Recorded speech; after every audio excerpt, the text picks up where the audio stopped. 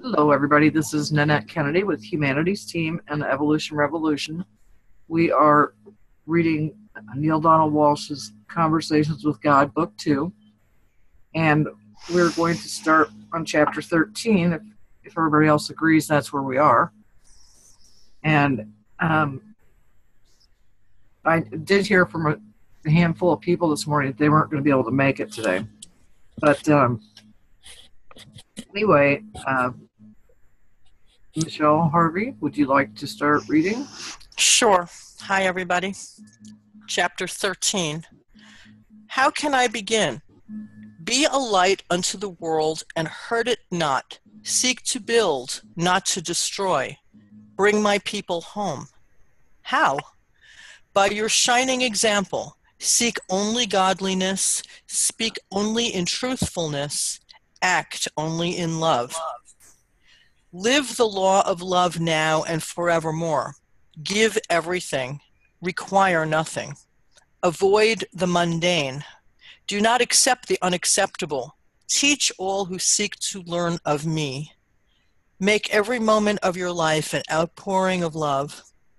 Use every moment to think the highest thought, say the highest word, do the highest deed. In this, glorify your holy self, and thus, too, glorify me. Bring peace to the earth by bringing peace to all those whose lives you touch. Be peace. Feel and express in every moment of your divine connection with the all and with every person, place, and thing. Embrace every circumstance, own every fault, share every joy, contemplate every mystery, walk in every man's shoes, forgive every offense, including your own, heal every man's heart, honor every person's truth, adore every person's God, protect every person's rights, preserve every person's dignity, promote every person's interests, provide every person's needs, presume every person's holiness, present every person's greatest gifts, produce every person's blessing, and pronounce every person's future secure in the assured love of God. Be a living, breathing example of the highest truth that resides within you. Speak humbly of yourself, lest someone mistake your highest truth for a boast. Speak softly, lest someone think you are merely calling for attention. Speak gently, that all may know of love. Speak openly, lest anyone think you have something to hide. Speak candidly, so you cannot be mistaken. Speak often, so that your word may truly go forth. Speak respectfully, that no one be dishonored. Speak lovingly, that every syllable may heal. Speak of me with every utterance. Make of your life a gift. Remember always, you are the gift. Be a gift to everyone who enters your life and to everyone whose life you enter. Be careful not to enter another's life if you cannot be a gift. You can always be a gift. That because you are always the gift. Yet sometimes you don't let yourself know that. When someone enters your life unexpectedly, look for the gift that person has come to receive from you. What an extraordinary way of putting it. Why else do you think a person has come to you? I tell you this, every person who has ever come to you has come to receive a gift from you. In so doing, he gives a gift to you, the gift of your experiencing and fulfilling who you are. When you see this simple truth, when you understand it, you see the greatest truth of all. I have sent you nothing but angels. I had chills the entire time you were reading, Michelle. And I choked up. And I think this could be something that could be delivered for our next awakening day. Yeah, it's beautiful. And it does speak to what our experience has been. Yeah. Exactly. Yep. And it's funny, right before we started doing the reading, I was thinking, Neil is still recovering from his surgery. And I've read a couple things Neil's written. But I'd love to have him on our call so that he can, just be part of the group. But this couldn't have been any more perfect than chapter 13, in my opinion. And it speaks perfectly to our shared divinity, and what is happening now is it's happening for a reason that maybe we can't understand, but it is divine. Right. I like the part about what was it, Michelle? Don't enter into somebody else's life unless you can Be a gift. be a gift. And I think that is guidance for us in our conversations with the people who we don't politically agree with. There's probably this is what I'm learning anyway. I'm thinking that for some of these people, what I've been trying to do is shine a light on what they can't see. And now I'm with this chapter, I'm beginning to wonder, if I'm not invited to do that, maybe I'm really not doing the right thing. I think you have to just trust your gut in the situation. Trust the feelings around it. Right, and feel them. And the innocence has been programmed to stuff feelings, and then they get trapped. So let's feel them and set the innocence free. I kind of like what Sarah said. Is everybody up for having Michelle read this chapter again? It's really short. I am.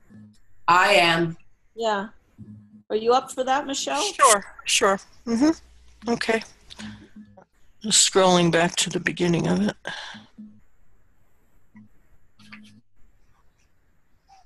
Wow. I scrolled back too far. I was going to say it's a short chapter. Why am I having such a trouble finding the beginning? Just a second.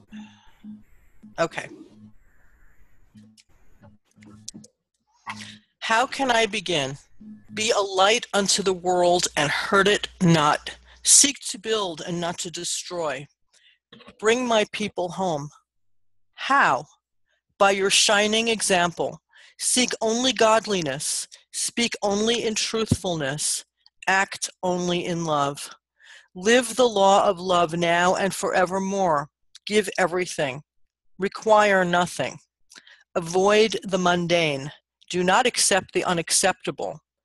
Teach all who seek to learn of me. Make every moment of your life an outpouring of love. Use every moment to think your highest thought, say your highest word, do the highest deed. In this, glorify your holy self, and thus, too, glorify me. Bring peace to the earth by bringing peace to all those whose lives you touch. Be peace. Feel and express in every moment your divine connection with the all, and with every person, place, and thing. Embrace every circumstance, own every fault, share every joy, contemplate every mystery, walk in every man's shoes, forgive every offense, including your own, heal every heart, honor every person's truth, adore every person's God, protect every person's rights, preserve every person's dignity, promote every person's interests, provide every person's needs, presume every person's holiness, present every person's greatest gifts, produce every person's blessing, and pronounce every person's future secure in the assured love of God. Be a living, breathing example of the highest truth that resides within you. Speak humbly of yourself, lest someone mistake your highest truth for a boast. Speak softly, lest someone think you are merely calling for attention. Speak gently, that all may know of love. Speak openly, lest anyone think you have something to hide. Speak candidly, so you cannot be mistaken. Speak often, so that your word may truly go forth. Speak respectfully, that no one may be dishonored. Speak lovingly, that every syllable may heal. Speak of me with every utterance. Make of your life a gift. Remember always, you are the gift. Be a gift to everyone who enters your life and to everyone whose life you enter. Be careful not to enter another's life if you cannot be a gift. You can always be a gift because you always are the gift. Yet sometimes you don't let yourself know that. When someone enters your life unexpectedly, look for the gift that person has come to receive from you. What an extraordinary way of putting it. Why else do you think a person has come to you? I tell you this, every person who has ever come to you has come to receive a gift from you. In so doing, he gives a gift to you, the gift of your experiencing and fulfilling who you are. When you see this simple truth, when you understand it, you see the greatest truth of all. I have sent you nothing but angels.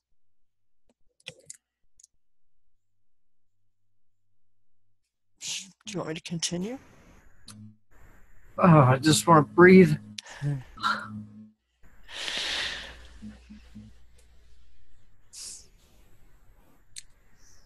That's a great suggestion, Sarah.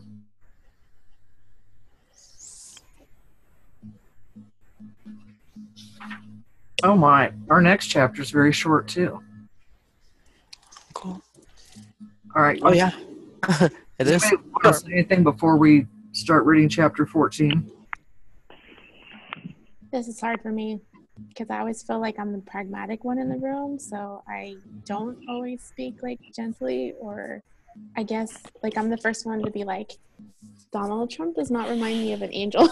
You know what I mean? Like, so it's hard to be this. Well, you're not alone.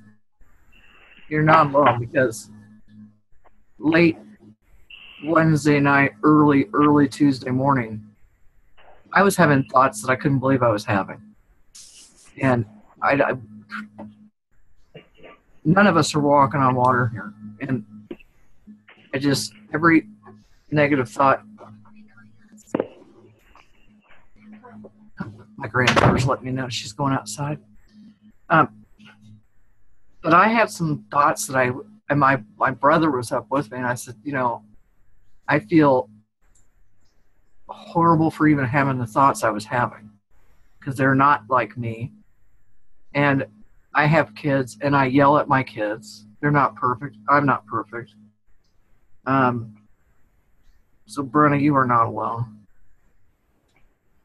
No, and he, you know, you're not, and he doesn't have to be who you wanted. I think most people did not want him as the president, but we have to be gentle, you know, honor your feelings. Like, no, I didn't want him as president, but know that no matter what you're thinking, that you too are innocent. Like you cannot be anything other than innocent. That's what life is. That's the expression that life is, right? Humanity has been programmed to drag around the past and to try and make the past and the future the same. And that's an impossibility. You know, what we have is right now to lay down all regrets and rewrite our program so that we live now. Yeah. You know, well, I'm saying he's an angel in the sense possibly that he's reminding many of us of what doesn't work, what we don't want, or what we do want. Just to go back to what we were talking about in the very beginning, I was just remembering now that, you know, I mean, so many people in this process didn't even really read. There was something in the film that somebody who got up, that Michael Moore film that I saw, that somebody got up in the audience that was a Trump. It was a very mixed group. It was people on all sides and people that were undecided because it was prior to the election. And somebody who was a Trump supporter got up and made this comment of, you know, as a child, he wasn't born rich. He had to work hard for everything he earned as opposed to Hillary. And I thought to myself, himself, well, actually, that's just the opposite. I mean, he may have worked hard for everything he earned, but he was born with that silver spoon in his mouth, for sure. And she came from a much less affluent family. And I mean, people were just so completely uninformed because they wanted to identify with him. They want, if you want to identify with something or someone, you will, regardless of what the facts are. You make up your own story. But I mean, yeah, I mean, he definitely, he's here to receive a gift from all of us and to give a gift to all of us, or maybe many gifts, even if that gift is not, in beautiful, shiny paper, it doesn't really look really great, but yeah, there definitely is a gift, because we do have to have more compassion for people. I mean, it rang true to me what I didn't really see before, about all the jobs that left with NAFTA. I mean, I was a big Bill Clinton supporter, but I mean, NAFTA really, I'm not a big supporter of that, all the jobs that left the country. And I think that Trump does have some good ideas of things that he wants to do. And all I can say is that, even though I'm not a Trump supporter, I was born in Queens, New York. I'm from his neck of the woods, totally, but I am not a Trump supporter. However, just the good thing, the encouraging thing to me is, like, we do have a constitution in this country, so it's not like he's just going to come in and wave a magic wand and make all these things happen. I mean, he can do a lot of things in the first 2 years, and then after that, when people get fed up and they have to re-elect some of those seats and he loses some of that support, it'll be harder for him to do things, and hopefully he'll be out in one term and we can learn whatever it is we need to remember from this experience sooner rather than later, so that it doesn't have to be like broadly extended. Well, and is he not, isn't he under investigation for his university? Well, supposedly, yeah. Yeah.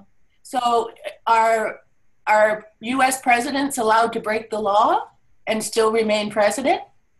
Well, he can get impeaced. Yeah. Well, that's what could happen.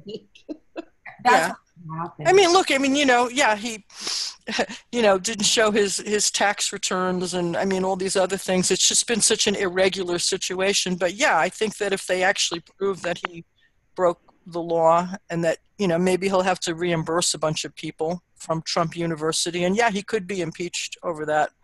And the way we operate in the United States, unfortunately, is that he would more likely be impeached if he had an affair with his intern than if he cheated a whole bunch of people out of their hard-earned money. So I just want to say, I think in this process, it's important to stay out of the minutia.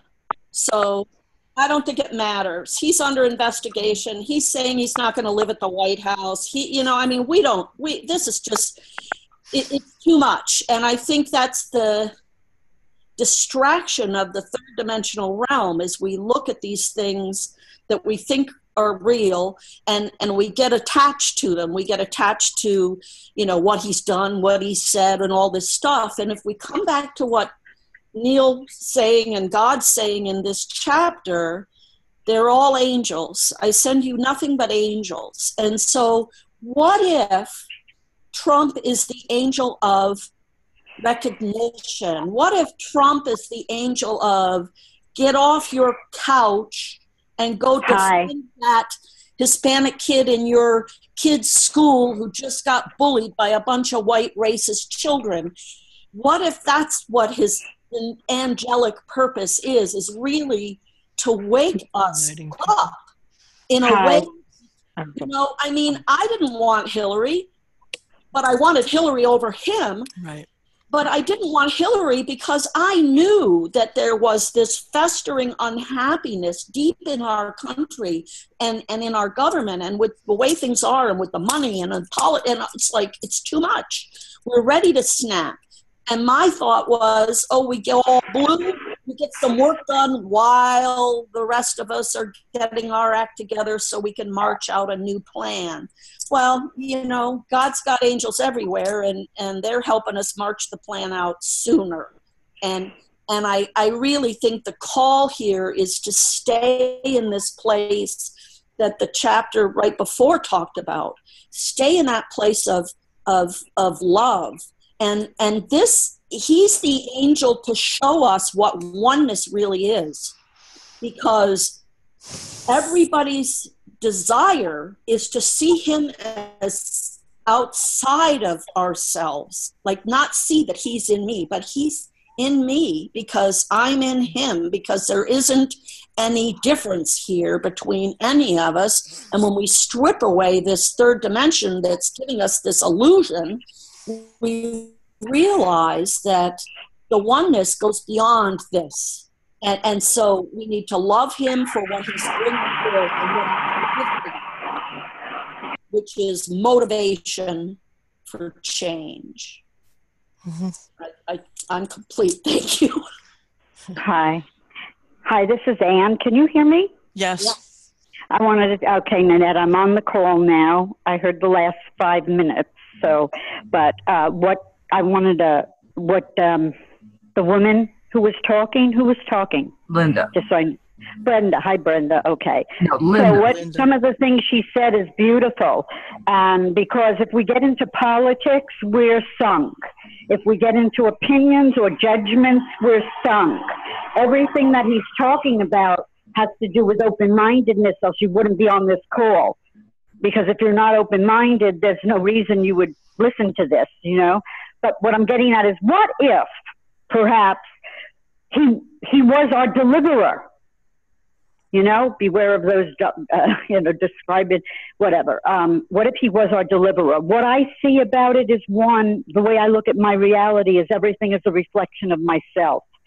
Meaning, if I see something in the world that's wrong, I have to start by looking what's in me.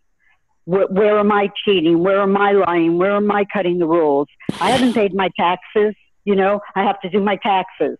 It's like I just use that as information. What I see Trump and Hillary in this election did was it brought to face, it brought to the surface how troubled we are, how we've let our morals and our values and our where we have let, which morals, which principles have fallen under the dust. And the country, how divided we really are, how we're not the unity of one, which is what this book is about too. It's how do we get to the unity of one? Well, we have to work through things. We are a big family. I would say maybe this call and a handful of people feel like that about the world around them. You know, unity is, I think, the major goal of all of us. And then wherever else you want to go or something. But I'm saying before you can go anywhere in the higher planes, there has to be some sense of unity within you and within your world, which brings us back to love. It's always about the love. And who said it? Matt Kahn. Whatever comes up next is seeking love. Whatever you walk into, that it needs love. That love is the answer.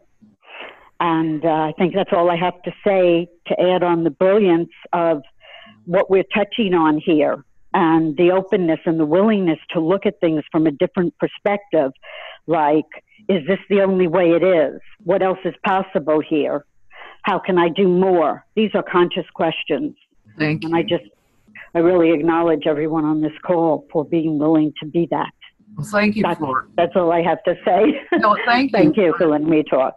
Thank you for adding to that, because I think one of the really important things here is Bruce Lipton said this on the Global Oneness Day, and he said things have to fall apart before they can be rebuilt. Who was it? Elizabeth Taurus this past week said things have to crumble before we can rebuild. And you know, it's not what I really wanted to hear, but I do hear what they're saying. That sometimes things have to just before we can get back on the horse. It's kind of ironic in a way that we chose a builder to be the one who knocks down, finally does the last bit of knocking down before the paradigm changes. That is, It's interesting. And you know, I always do Matt Kahn's Angels Academy, and so last week was the first call, and this one he's balancing our chakras. So we're starting at our root chakra, and he suggested that people say for 10 minutes a day, 3 times a day. I just say it throughout the day, and I put in the word grateful. I am grateful to be grounded and to feel safe in this body to be seen. So, you know, we've been programmed to hide and not be seen, but when we come into our root chakra and feel grateful to be grounded in that chakra and to feel safe to be seen. thank you. Oh, exhale. Well, shall we go ahead and read chapter 14? Sure, it's only 1 page. This really long one? Okay, chapter 14. I am confused. Can we go back just a bit? There seems to be some contradictory data. I felt that you were saying that sometimes the best help we can give people is to leave them alone. Then I felt you were saying never fail to help someone if you see that the person needs help. These 2 statements seem to be at odds. Let me clarify your thinking on this. Never offer the kind of help that disempowers. Never insist on offering the help you think is needed. Let the person or people in need know all that you have to give. Then listen to what they want. See what they are ready to receive. Offer the help that is wanted. Often, the person or people will say or exhibit by their behavior that they just want to be left alone. Despite what you think you'd like to give, leaving them alone might be the highest gift you can then offer. If at a later time something else is wanted or desired, you will be caused to notice if it is yours to give. If it is, then give it. Yet strive to give nothing which disempowers. Then that which disempowers is that which promotes or produces dependency. In truth, there is always some way you can help others which also empowers them. Completely ignoring the plight of another who is truly seeking your help is not the answer, for doing too little, no more empowers the other than doing too much. To be of higher consciousness, you may not deliberately ignore the genuine plight of brothers or sisters claiming that to let them stew in their own juice is the highest gift you can give. That attitude is righteousness and arrogance at the highest level. It merely allows you to justify your non-involvement. I refer you again to the life of Jesus and to his teachings, for it was Jesus who told you that I would say to those on my right, "Come, you blessed of my children, inherit the kingdom which I have had prepared for you. For I was hungry, and you gave me to eat. I was thirsty, and you gave me to drink. I was homeless, and you found me shelter. I was naked, and you clothed me. I was ill, and you visited me. I was in prison, and you brought me comfort. And they will say to me, Lord, when did we see you hungry and feed you, or thirsty and give you drink? And when did we see you homeless and find you shelter, or naked and clothe you? And when did we see you ill, or in prison, or comfort you? And I will answer them, replying, Verily, verily, I say unto you, inasmuch as you have done it to the least of these, my brethren, so have you done it to me. This is my truth, and it still stands for all the ages.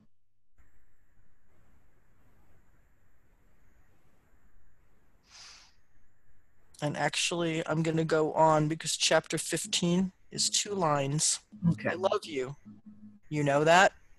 I know you do. And I love you too.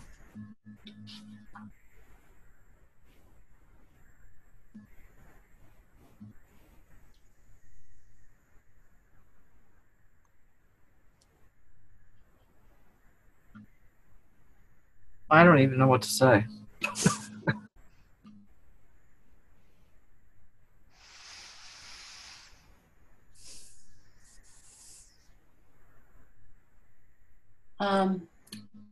I also do the gene keys, and Donald, every person has 11 gene keys, and Donald Trump and I share 6 of the same gene keys, not in the same positions on the chart, but we share 6 of them. And so on Wednesday evening, Todd from the Amplifield asked people to come on and give love to Donald Trump on the Amplifield. So what I did was I took my gene keys chart and I breathed in every shadow, and then I breathed out every city. And yeah, I think that's how we open up our hearts, is by, you know, breathing in humanity's shadows and then breathing out the gifts or the cities that come hidden in those shadows. I'm complete. Now I'm reminded by something my mother used to say. And she says, you know, an easy person to love is an easy person to love. It really is to test your strength to love someone you don't like.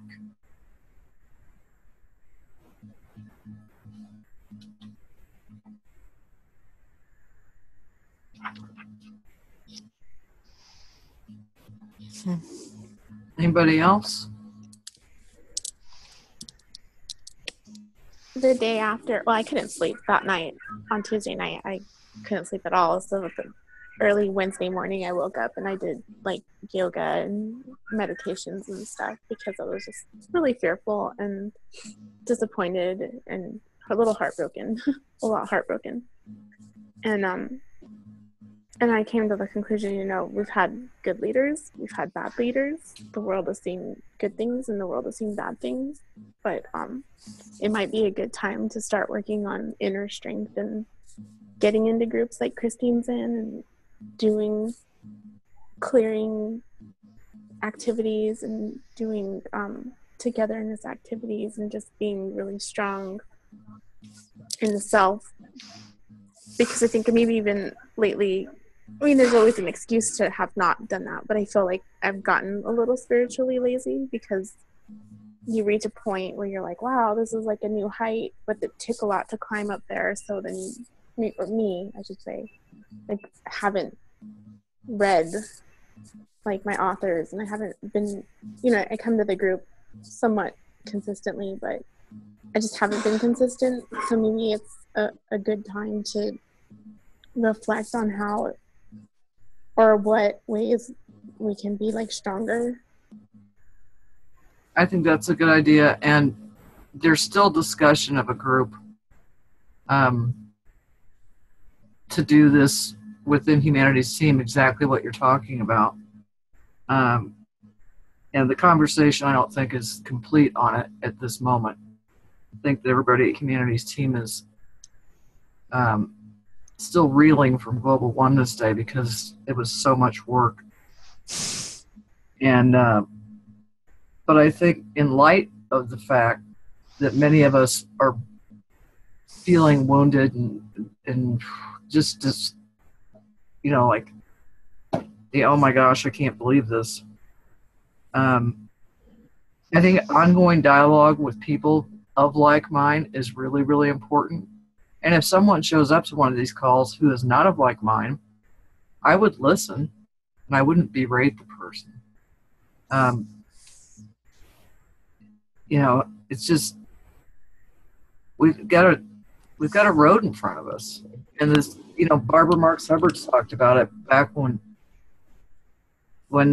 it was predicted that the world might end in 2012, and the first post I saw on Facebook the next morning was, New Zealand is still here, the world has not ended. Yes. And people were taking it so literally that, you know, that these birthing pains, I mean, we're here, but we're still in our infancy. You know, we're still learning to walk, we're still learning how we can manipulate things, because that's what you do when you're a toddler. I deal with it with my 7-year-old granddaughter all the time when she tries to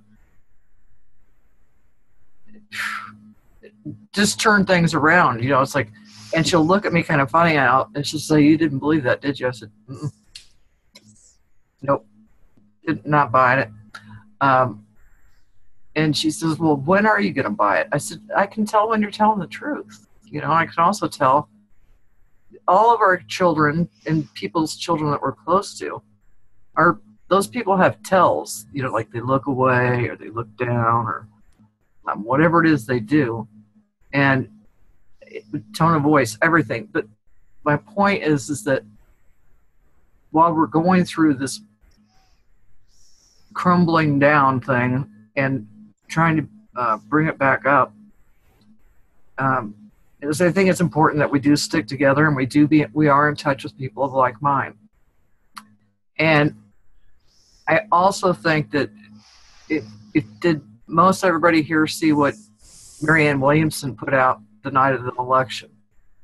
It was so absolutely stunningly beautiful. And she was asking us right then, send love to Donald Trump. Send love, send love, send love, send love. And,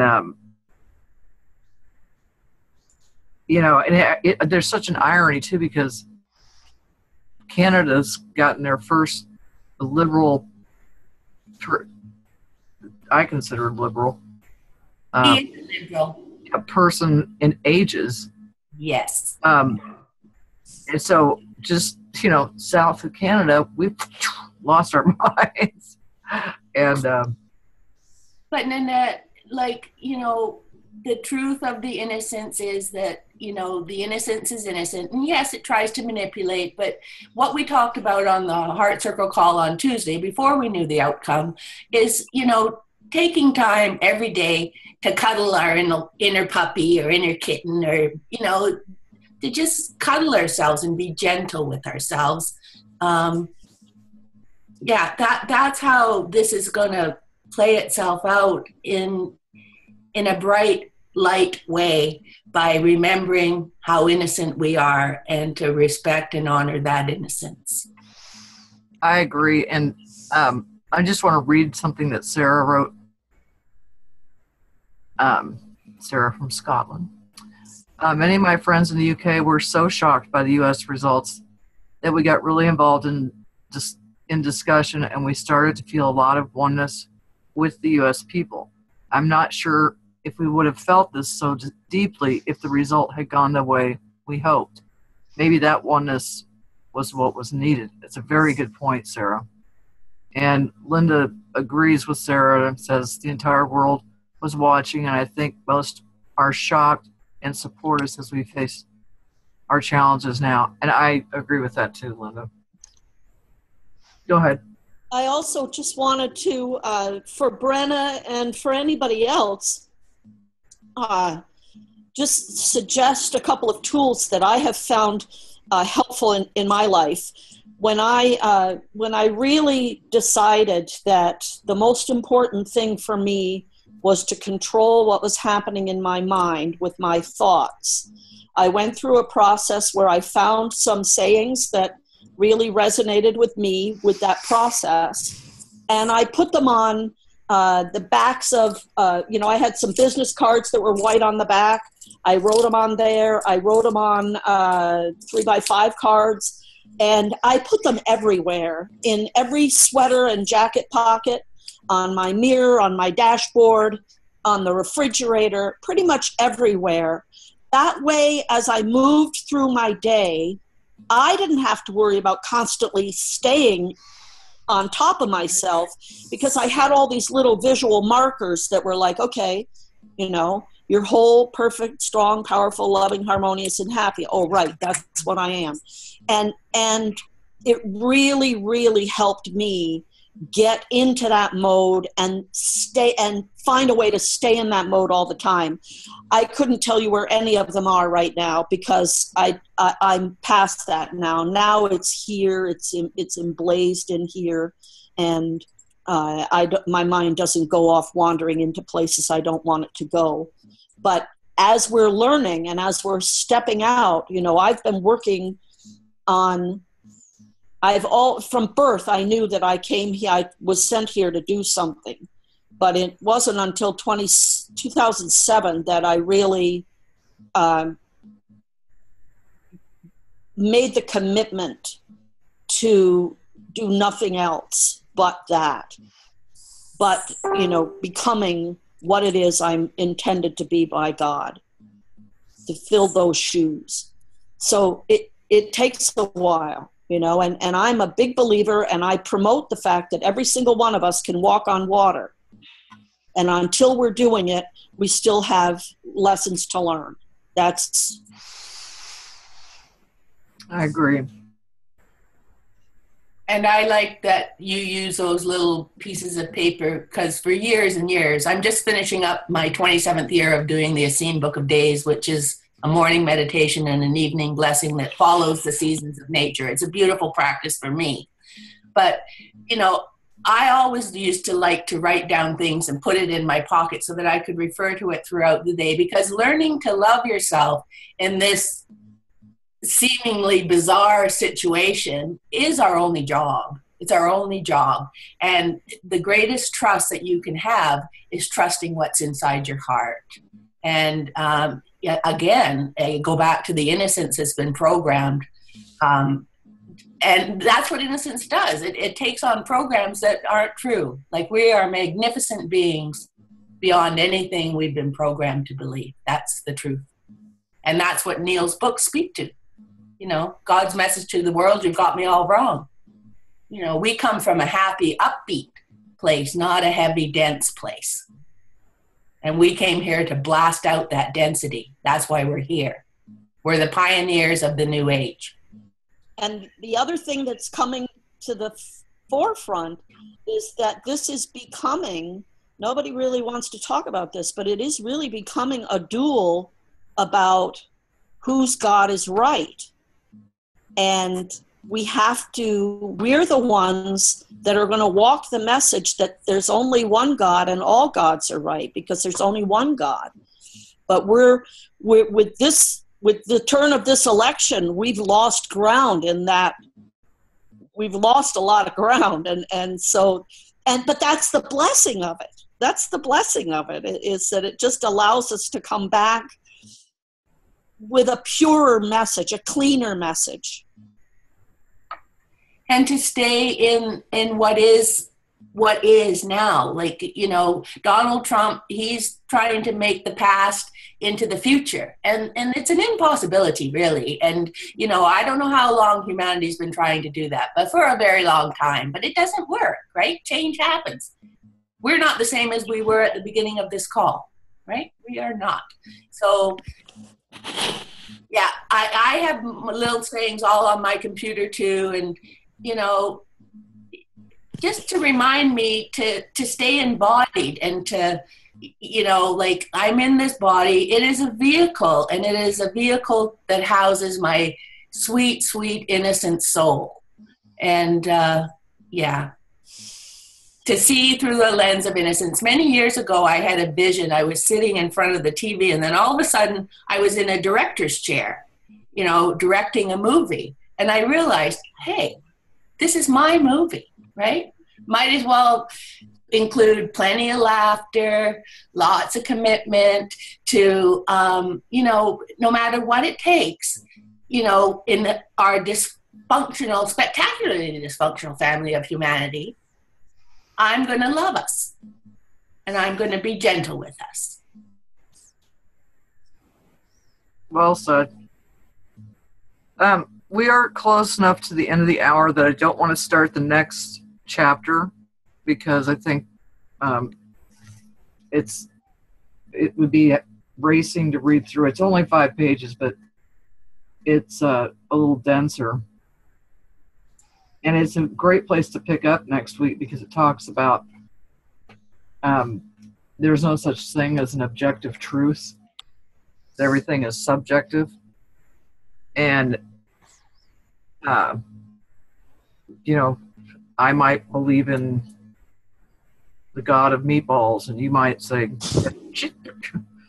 you know, she's nuts. I believe in the God of the spaghetti, whatever. It's all subjective. And I think this group will agree on a lot of things because we're of like mind.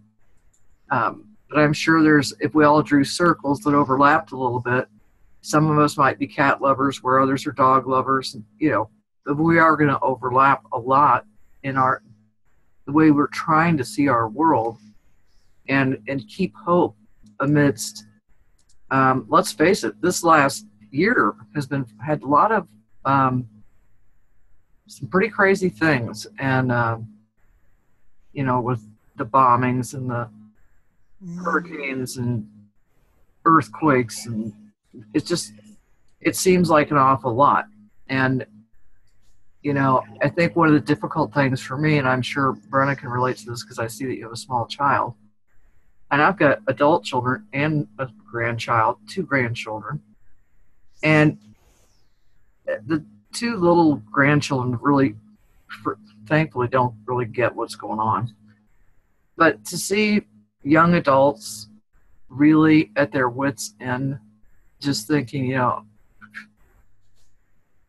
I was joking with somebody the other day that I was moving to Scotland, and they said, "Why Scotland?" I said, "Well, first of all, I know somebody that lives there. Second of all, I look good in plaid skirts and knee socks." And I have family lineage. So, but I think if we all just hold on tight together for this ride, we're going to have bumps, but we're going to be safe together as one. That's the thing that the book's called music does. Yeah, I'm going to be off this call in 1 minute, okay? Can I do that one right now? And then move the books here? Yes. Anyway, but I wanted to say that next weekend, I know Tammy's still got her camera on. I don't know if she can hear me or not. I have my younger granddaughter's 3rd birthday. And Tammy, I was wondering if you could sign in next week with my credentials and start the recording. Tammy? Actually, I'm going to be out of town next weekend. Okay.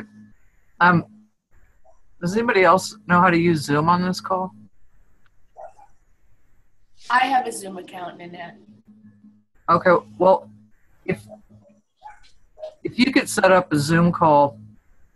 And my Zoom account only allows 40 minutes free, and then it cuts off because I don't pay the $15 a month. Linda, how about yours? Linda? I can't hear you. I can do it. Okay. I can do it. Well, you're still for an hour? Yeah. Okay.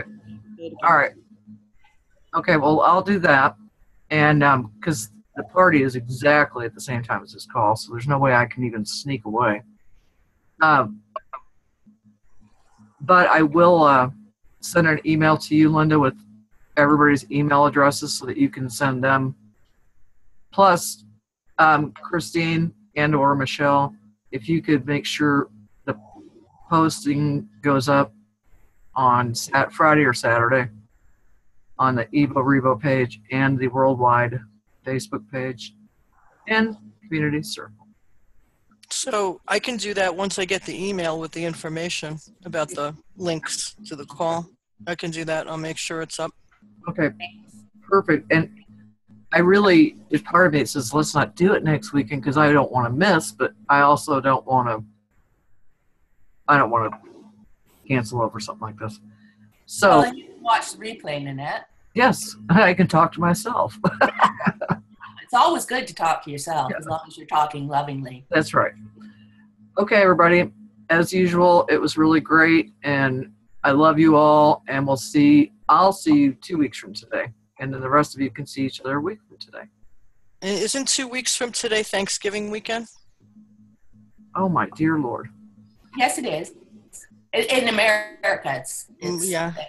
Canada had ours in October. I'm not going to be going anywhere for Thanksgiving. I'm not either. Um, I don't think So- it's a problem. yeah, I don't think it's a problem for me either. If it turns up that it's suddenly a problem, write to me or private message me or private message Michelle. Because if nobody's going to be here, there is no point. But I think if it's not a problem, we should go ahead. I'll be here. Yeah, I'll be here too. Me too. I'll be here. Okay. All right. Love you guys. Love you too. Thanks so Bye, much. everyone. Take Thank care. you. Bye. Mwah. Thank you. Bye. Bye. Have a good week.